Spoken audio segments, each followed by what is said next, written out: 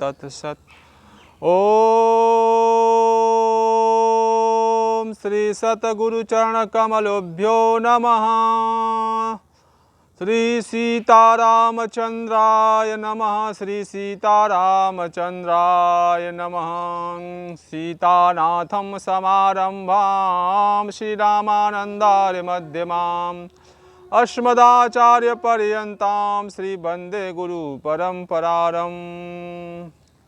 सब संत महापुरुषों जी के चरणों में कोटि कोटि दंडवत प्रणाम एवं समस्त संत भक्तों, गुरु भाइयों, माता बहनों के पावन चरणों में कई स्वर में दंडवत प्रणाम स्वीकारो। ओम नमो नारायण। सिया राम मैं सब जग जानी, करऊं प्रणाम जोड़ी जुग प्राणी। ओम तत्सत। सद्गुरुदेव परमहंस स्वामी जी श्री गंगाराम दास जी महाराज, श्री गंगा आश्रम, ग्रामो पोस्ट बैपुर, देवकली, जिला गाजीपुर, उत्तर प्रदेश। पूज्य श्री महाराज जी जिस भविष्यवाणी को हम सुनाने जा रहे हैं, अखंड पत्रिका में भविष्यवाणी छपी थी। पूज्य श्री महाराज जी अपने एक भक्त से बुला के मंगाए इस भविष्यवाणी को और कहे महाराज जी कि इसको पढ़ो। श्री गंगा आश्रम में विनोद बाबा थे उस समय मौके पर। श्री विनोद बाबा जो कानपुर में संत हैं, श्री महाराज जी के शिष्य हैं, तपस्या कर रहे हैं, उन्होंने बताया इस बात को।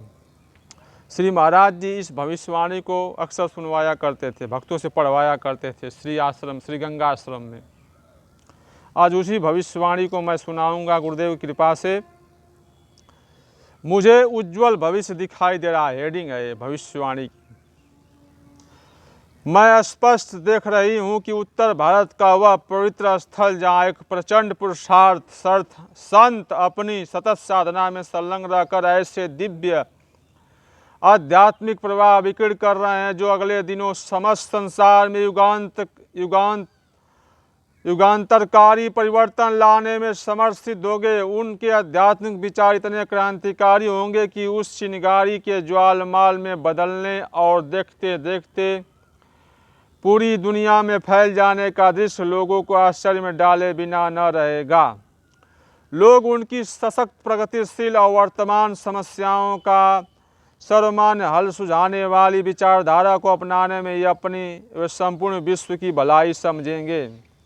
इस प्रकार विश्व धीरे धीरे अध्यात्म की ओर झुकता चला जाएगा और पूर्णतः अध्यात्मवादी बन जाएगा, जो लंबे काल तक लोगों को इस धरित्री में ईश्वर की सुखद अनुभूति कराता रहेगा। यह उद्गार है न्यू जर्सी, अमेरिका की मूर्धन्य भविष्य दृष्टा फ्लोरेंस के अब से तीन दशक पूर्व देखे गए भविष्य को पुस्तकाकार रूप देते हुए golden light of new era में वे लिखती हैं कि जब मैं ध्यान के तल गहराइयों में उतरती हूँ तो मुझे हमेशा गौर वर्ण श्वेत केशों वाले दाढ़ी मूछ रहित ऐसे महापुरुष के दर्शन होते हैं जिनका चेहरा दिव्य तेज से उद्भासित दिखाई पड़ता है। प्रतीत ऐसा होता है मानो सैकड़ों टिमटिमाते दीपकों के मध्य कोई अति प्रकाशमान महासूर्य विद्यमान हो, जो अपनी आभा और ऊर्जा से न सिर्फ आसपास के दीपकों को अनुप्राणित कर रहे हों वरन समस्त संसार में अपनी किरणें बिखर कर उसे प्रकाशित करने में संलग्न हो। इस प्राणदायी प्रकाश से लोग उस ओर ऐसे खिंचते दिखाई पड़ रहे हैं जैसे पतंगे दीपक प्रकाश की ओर आकर्षित होते चले जाते हैं। इस प्रकार प्रेरणा से लोग स्वयं एक असाधारण परिवर्तन अनुभव करेंगे, जिससे एक ऐसी महाक्रांति का उद्भव होगा जिससे तत्कालीन लोग विचार क्रांति के नाम से अवहित करेंगे। इस क्रांति से भौतिकवादी समस्याएं, मान्यताएं बदलेंगी और बुद्धिजीवियों में ऐसी चिंतन चेतना का विकास होगा जिससे अध्यात्मवादी सोच करने में किसी को कदाचित ही संकोच हो। इस नई सोच के उन्नयन से अध्यात्मवाद एक बार पुनः संपूर्ण विश्व में प्रतिष्ठित होगा। तब सब एक धर्म, मानव धर्म, एक राष्ट्र, विश्व राष्ट्र के पक्षधर होते दिखाई पड़ेंगे। पूरी दुनिया में एक उक्त संत की विचारधारा की धूम मच जाएगी। विभिन्न धर्मावलंबी उन्हें अपने अपने धर्म और जाति के मार्गदर्शक मानेंगे। मुसलमानों में उनकी प्रतिष्ठा पैगंबर मुहम्मद के रूप में होगी। ईसाई लोग उन्हें प्रभु ईसा का ही दूसरा रूप मानेंगे, जबकि हिंदुओं में वे भगवान के दसम अवतार के रूप में पूजित होंगे। उनकी शक्ति इतनी असाधारण और अद्भुत होगी कि जन चेतना में नवीन प्रेरणा भरना और प्रकृति के बिगड़ते संतुलन को नियंत्रित करना उनके लिए सामान्य सी बात होगी, देखते देखते संपादित हो जाएगी। उनका बाल सुलभ व्यवहार और धौल व्यक्तित्व लोगों को घसीटते हुए अपने निकट ऐसे इकट्ठा कर लेगा कि एक विशाल चतुरंगड़ी सेना देखते देखते गठित हो जाएगी तथा सृजन सेनानियों की महत्वपूर्ण भूमिका निभाती नजर आएगी। इसके अतिरिक्त फ्लोरेंस ने अनेक भविष्यवाणियां की जिनके मध्य पूर्व एशिया, यूरोप एवं अमेरिका के विविध देश सम्मिलित हैं। इनमें से अधिकांश सत्य सिद्ध हो चुकी हैं, किंतु अनेक अभी ऐसी है जिनका सत्यता प्रमाणित होना बाकी है। हमें आशा करनी चाहिए कि आगामी समय के संबंध में उनके द्वारा की गई भविष्यवाणी भी सही सिद्ध होकर रहेगी। इसी से संबंधित उनमें एक दूसरी पुस्तक लिखी है जिसमें सन 2000 इसके आगे आने वाले समय की चर्चा है। अपनी युक्त बेस्ट सेलर पुस्तक दी फॉल ऑफ सेंसेशनल कल्चर में लिखती हैं, सन 2000 के आसपास प्राकृतिक आपदाओं का ऐसा क्रम चल पड़ेगा जिसे देखते यह कहना कठिन हो जाएगा कि वह सृष्टि सुरक्षित बची रह जाएगी, किंतु बाद में लोगों की यह आशा निर्मूल साबित होगी। वे देखेंगे कि इन्हीं विभीषिकाओं के बीच सृजन की संभावना भी छिपी हुई है, जो धीरे धीरे पूर्व के अरुणोदय की तरह निकलती हुई कालक्रम में प्रचंड दिनमान का रूप धारण कर अपनी उष्मा से पूरी धरती को ओत-पोत कर देगी। फिर न कहीं अराजकता दिखाई पड़ेगी, न शांति वरन सर्वत्र शांति का सम्राट दृष्टिगोचर होगा। गरीब अमीर और ऊंच नीच की भौतिकवादी दीवार ढह जाएगी तथा एकता समतापरक अध्यात्मवादी दृष्टिकोण का विकास होगा। लोग परस्पर सौहार्दपूर्वक रह सकेंगे। उनमें एक ऐसी भावना पनपेगी जो एक बृहत्तर परिवार को जन्म देगी, जिसमें रहते हुए लोग आत्मवत सर्वभूतेषु एवं वसुधैव कुटुंबकम का साकार स्वरूप मूर्तिमान होते देख सकेंगे। किंतु यह दिन देखने से पूर्व मनुष्य को प्रसव पीड़ा और सहाय वेदना भी झेलनी पड़ेगी। उसी के उपरांत उसके सौभाग्य सूर्य का उदय होगा। सन 2000 से पहले कुछ दशक ऐसे 1700 विक्षोभों से भरे होंगे। लोग एक दूसरे की जान के ग्राहक बनते दिखाई पड़ेंगे। अराजकता अपनी चरम सीमा पर होगी। चौओर ईर्ष्या देश का बोलबाला होगा। अशांति इस कदर बढ़ेगी जिसकी तुलना जल से बाहर तड़पती मछली से की जा सकेगी। मत्स्य न्याय के जाली कानून के अंतर्गत लोग मरते नजर आएंगे। नीतिमत्ता को ताक पर रख दिया जाएगा। जिसकी लाठी तिसकी भैंस की अनीति बढ़ते किसी को संकोच न होगा। मनुष्य की दुर्बुद्धि से उपजा पर्यावरण प्रदूषण इस संकट में आग में घी का काम करेगा। मनुष्य जाति को सामूहिक मरण के कगार पर ला खड़े करेगा।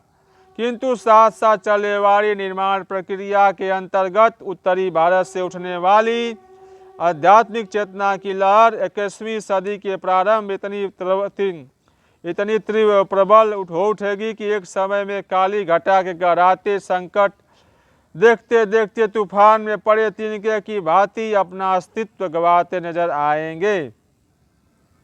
लोगों को एकता समता का महत्व समझ में आने लगेगा तथा परस्पर भातृभाव का विकसित करने को सुख प्रतीत होंगे।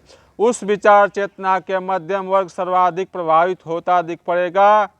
किंतु यह भी बात नहीं कि संपन्न वर्ग इससे अछूता रह जाएगा। धन के दुरुपयोग का दुष्परिणाम उसे स्पष्ट नजर आने लगेगा तथा कथित बुद्धिजीवियों की तर्क बुद्धि विश्वास बुद्धि में परिणित हो जाएगी। उनमें श्रद्धा आस्था और बुद्धि का सहज समन्वय भासने लगेगा। यह विचारधारा बुद्धिवादी नास्तिकों में भी विश्वास पैदा करने में समर्थ हो सकेगी।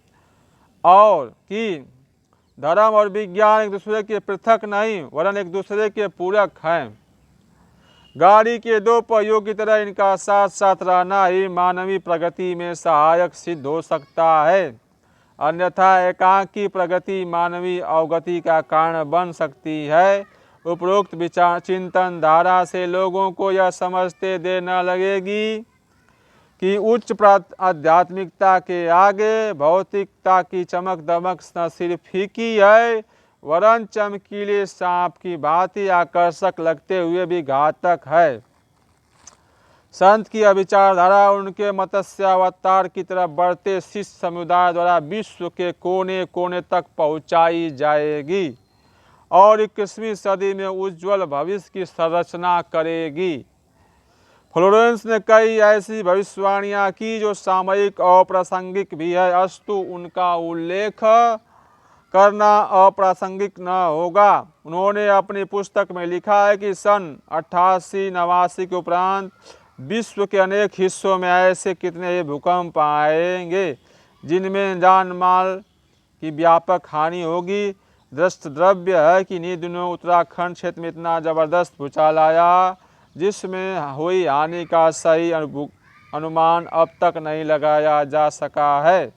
इससे पूर्व अगस्त 88 में उत्तरी बिहार और नेपाल में आए भूकंप में 1000 से भी अधिक लोगों की जानें गई।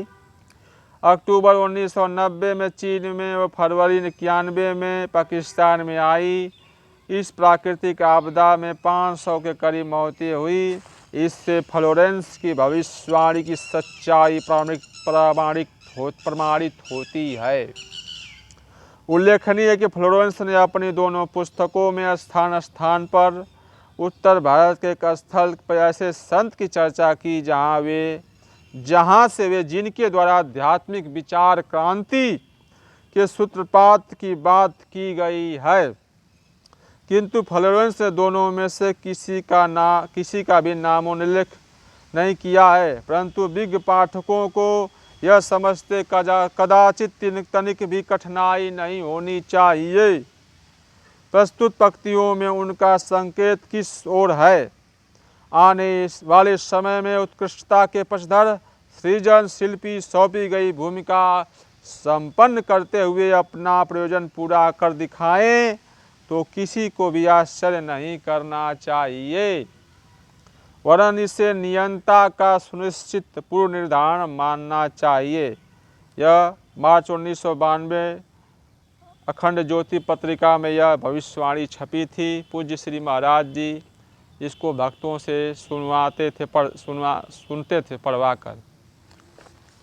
सदगुरु श्री बड़े महाराज जी की भविष्यवाणी गोकुल भवन के महाराज जी की भविष्यवाणी है।